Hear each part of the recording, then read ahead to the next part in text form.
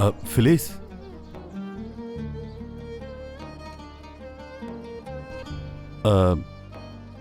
अगर तुम आज रात फ्री हो तो हम सिनेमा चलें फिल्म देखने? अगर नहीं तो कोई बात नहीं, मैं तो वैसे ही पूछ रहा था। ऐसी कोई बात नहीं, हम जा सकते हैं, लेकिन बस मामू से इजाजत लेते हुए हिचकिचाहट हो रही है, लेकिन हम चलेंगे।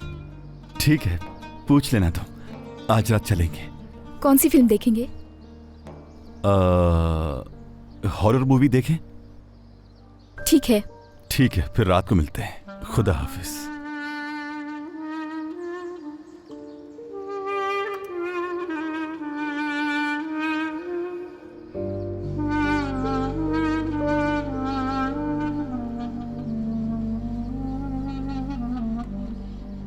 ये हुई ना बात।